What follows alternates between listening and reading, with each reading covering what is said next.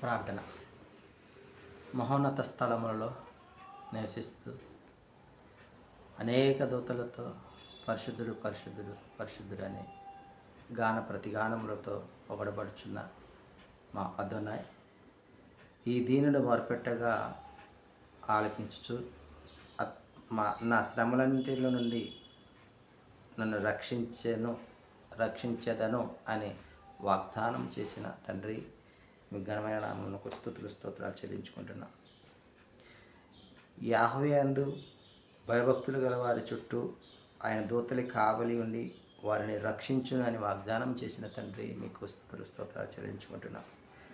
సింహపు పిల్లలు లేమి గలవై ఆకలి కొనును, యెహోవాను ఆశ్రయించు వారికి ఏ మేలు కొదువై ఉండదు అని వాగ్దానం చేసిన తండ్రి, మీకు వేలాది స్తోత్రాలు చెల్లించుకుంటున్నాం.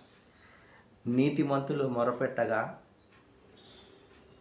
అదోనే ఆలకించును, వారి శ్రమలన్నిటిలో నుండి వారిని విడిపించును అని వాగ్దానము చేసిన తండ్రి, మీ ఘనమైన నామమునకు స్తోత్రాలు చెల్లించుకుంటున్నాం.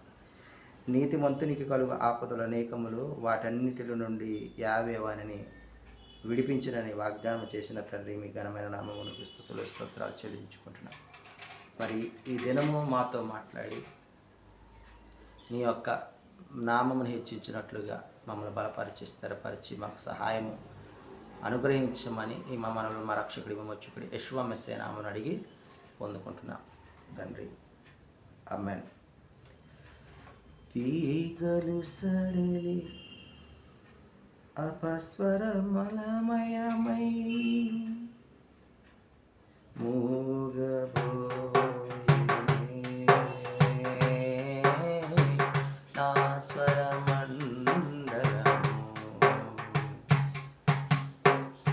తీగలు సడలి అపస్వరములమయమై మూగబోయెనే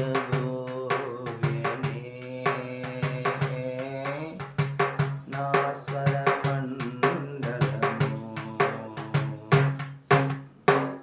అమర జీవి స్వర కల్పనలు నానువనున పలికించితివా. అమర జీవా స్వర కల్పనలు నానువనున పలికించితివా. నానువనున పలికించితివా.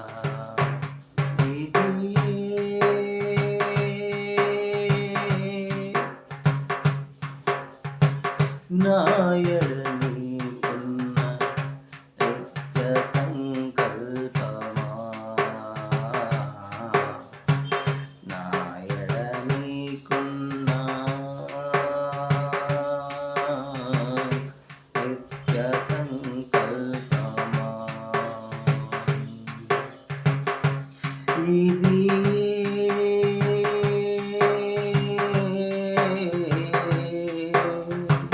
నాయడ నీకున్న నిత్య సంకల్పమా, నాయడ నీకున్న